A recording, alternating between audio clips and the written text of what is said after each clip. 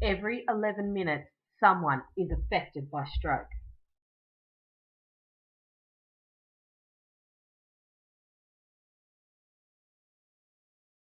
This 58-page National Chronic Disease Strategy consists of 4 action areas that reflect the phases of a patient's journey and road to recovery. The national approach consists of 2 elements which provides the outreach framework of national direction for improving chronic disease prevention and care across Australia. It also has 5 supporting national service improvement frameworks that cover the national health priority areas, including stroke.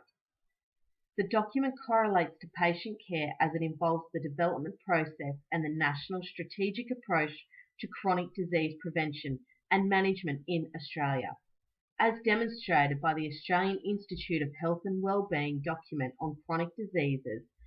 Chronic diseases are posing a significant burden on the Australian government.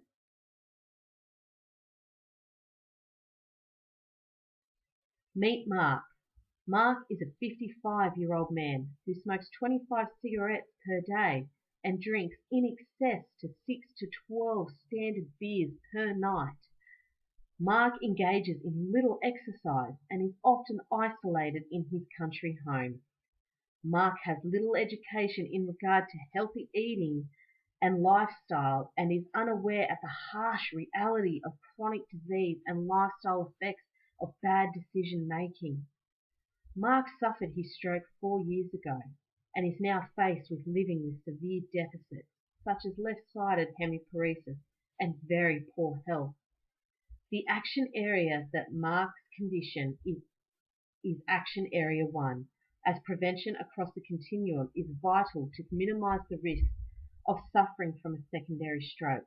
This action area highlights the critical focus of promoting health and reducing risks associated with the prevention as the action to reduce potential triggers and/or complications as suffering further health issues.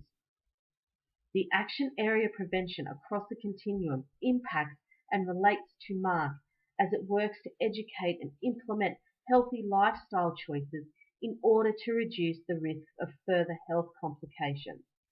The document provides clear, preventable, known risk factors for vascular disease and stroke.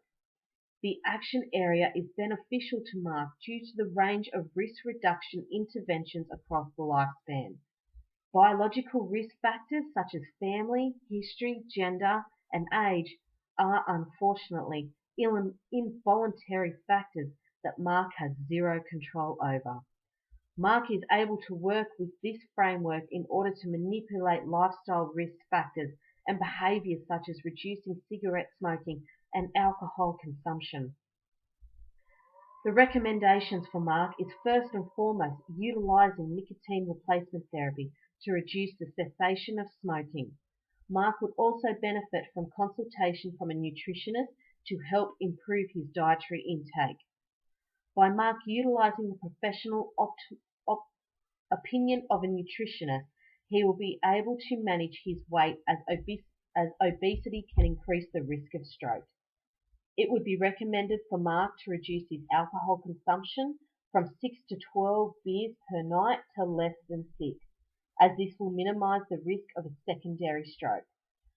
Mark is disadvantaged with his hemiparesis. However, it would be recommended he spoke with an occupational therapist to assist with a programmer and build up to at least 30 minutes of moderate activity to assist with not only weight loss but also mobility improvement.